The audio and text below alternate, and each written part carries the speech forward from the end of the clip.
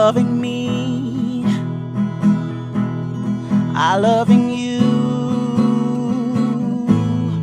Mothers and fathers, husbands and wives, sisters and brothers, friends for life, won't live in the past. All I wanna do now is making it last.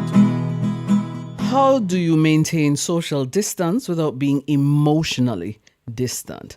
That is the topic we'll be having the conversation about. Welcome to Making It Last podcast.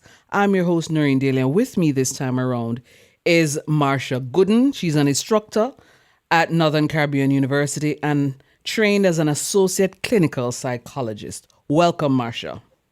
Thank you so much for having me with you, Noreen. I must commend you on this initiative to have such a program. It's really timely that we have conversations like these. Yes. Thank you so much. No, with since the last, several months, we've been hearing this term social distance. For you, what does that mean? So we set the background or some sort of base for the conversation.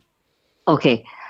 All right. So how I understand it is really that we're trying to limit our physical contact with people.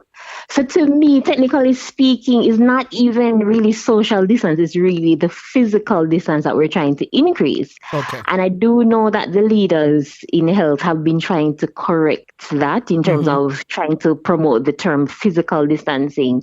But the term social distancing has already been out there already. But I think it's more correct for us to look at it as just allowing ourselves to have more physical space between others. Okay. So instead of doing a lot of hugging, a lot of touching, we're going to be greeting others from afar and just, bowing our head and giving each other a little salute from a distance. So it's about not being so much in the person's physical space and basically just being in our own little corner and just kind of keeping the vibe. Okay. That okay. way. Okay. So now that we've set the base in terms of what that means, how can we maintain that physical distance then without being emotionally distant? All right. So even before we go into that though, Noreen, I really wanted to underscore how critical it is for us as humans to be social. Okay. And I think that is why it's so important for us to realize that it's not really social distancing. Okay. Because we are social creatures as humans. We need interaction with others to survive. Because when we talk about being social, we're talking about how much we interact with others in order to fulfill our potential. Because think about it, everything that you are, everything that you have, every experience that you have, it has basically come through a relationship. If when you were just born, right? Chances are somebody took you out of that canal. The food that you're probably eating right now, somebody had to prepare it. The mere fact that you can listen to my voice and understand what I'm saying came through a relationship of somebody speaking, giving you cues, giving you responses. So we are social creatures. So it's critical for us to know that we have got to remain socially connected and emotionally connected. So essentially, we're not talking about social distance because that is innate in who we are. We're really talking about physical distance and continuing to be socially connected and emotionally connected. Okay. Yeah.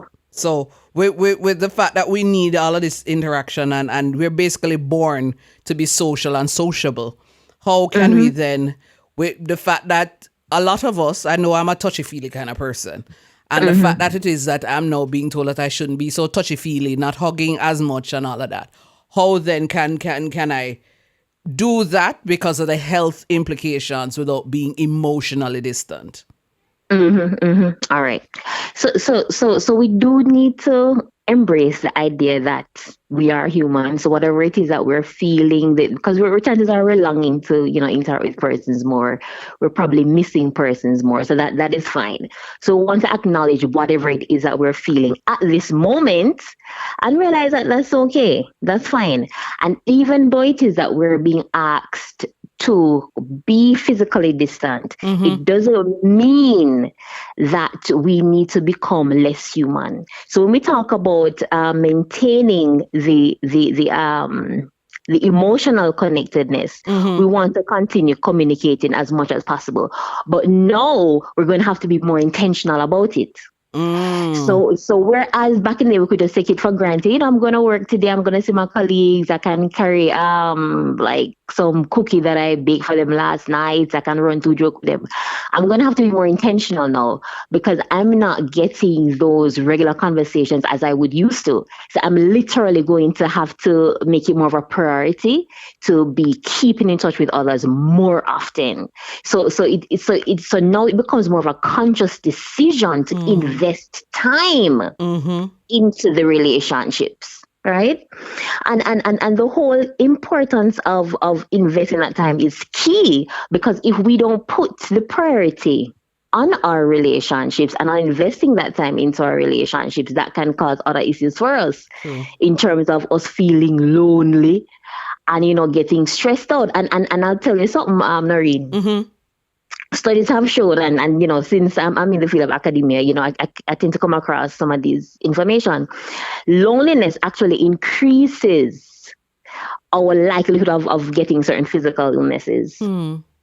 Interesting. Even things like high blood pressure, things like our immune system going down. When we feel lonely, when I'm talking about loneliness, I'm talking about really having an unresolved longing, this unresolved need for that emotional connection.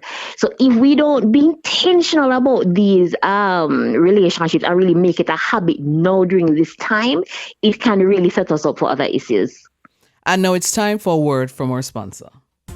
Does your business lack branding? Having difficulty realizing your vision? Look no further. Splinth Brand Design Consultancy specializes in developing personal and business brands. Services include strategic management, website creation, social media branding, and more. Visit them online at www.wearesplint.com. Splinth, the brand you need to succeed. It's interesting you should say that, because I'm going to give it a flip side to that. I am seen as a very sociable person, and I am to some extent. But one of the things that I'm realizing, Marsha, is that because I have to be working from home, and then when I'm working from home, I'm on the computer a lot, so my interaction is through a computer screen for the most part. Excepting for when I probably call my colleagues. I'm finding out that I'm getting very comfortable being alone. So true. All right. So I'm glad that you said that too, because what you're describing would almost sound more like solitude, which is more of a positive experience in terms of, you know, you're just being alone, you're enjoying your own company, you're probably finding new hobbies that you like to do, versus you being lonely, where you literally have that longing and almost is almost having a negative impact on your emotionality now. So there's a little difference there. So we can be alone but not be lonely. Yeah, but here what it is though, the flip, what I'm realizing, and I'm wondering if and when life returns to normal, even though we're not sure what normalcy will mean soon. I am not sure if it is that I will be as open, because I am enjoying just being alone in my own space. And as you said, solitude. So that I'm not wondering if in some way it might actually have an impact, and I might end up being emotionally distant when life returns to normal. Interesting. And I think that's a good point, because as you're saying, we're gonna have to get used to a new normal. So this being alone and enjoying our own company is our present normal. Right. So it may take us a time to readjust then, or to adjust to whatever that new normal may be. So that could definitely be a possibility, that it may take us some more time to warm up to others, because even now, like today, I have to go into the town to do some business, and you know, I met up with a lady who I'm familiar with, and I was saying, okay, should I give her a hug, should I hold her hand? I'm like, oh gosh, no, social distancing. So it was a little weird. So even after this period passes, we may still have those preconceived notions in our minds as to how close can I really get? Can I trust these persons as much as I used to? Yeah. But Yeah. you were talking earlier about the whole idea that we have to be very intentional in terms of and investing that time. What are some of your recommendations in terms of what people should ensure that they are because as you alluded to before, we've gotten very comfortable. I'm going to see my colleagues. I'm going to, go on the road. I might run into X. I might run into Y. But no, that's not happening. So, what are some of the things that you'd suggest that we do to ensure that we maintain that emotional connectedness? Okay.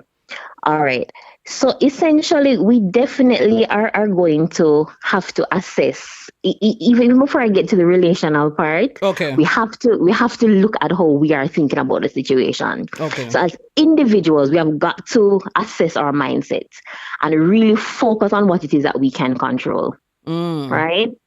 So we really can't control the fact that maybe my community is on lockdown, so I'm not going to be able to see you for the next 14 days, right? Okay. I can't control the fact that I probably can't send food we'll give you, like after me done cook a nice rice and peas and chicken or whatever, right? Can't control that. But what do I actually have control over? So I can control how I think about the situation. So as individuals, we've got to be reminding ourselves that, this too shall pass. This is temporary. We're going to get through this. I'm eventually going to be able to visit my mom and give her the warm hug for Mother's Day, even though I'm locked down in my community. And additionally, we've also got to look for the positives in this situation. So we may even have to really reflect on the relationships that we do have and that we can maintain. So in order for us to cultivate the relationships, we've got to work on how we think about the relationships in the first place. True. Right. So a lot of times with the whole crisis situation, we tend to see a lot of the negatives that are out there. We hear a lot of negatives in the news. But one thing that this experience has really taught me is really the importance of connections and of certain individuals in my life that I really need to connect to. So it's almost like we can start to reprioritize based on the fact that we don't have as much physical access to persons. So maybe it is that we're going to make a more conscious decision to reach out to our neighbors now, to reach out to that cousin who we haven't heard from in a few weeks or months, right? So our whole thinking about relationships, I believe, has to change if it is out there that we're then going to be able to overcome the emotional distance. And I'm sure you want to hear the conclusion of this conversation with Marsha Gooden, trained as an associate clinical psychologist. Join us next week for the conclusion of that conversation. Remember, this was Making It Last podcast, where it's all about helping us to have better relationships, not just with ourselves, but with other people. I'm Noreen Daly. Until next time. Making it last is all I care to do. You loving me, I loving you. Mothers and fathers, husbands and wives,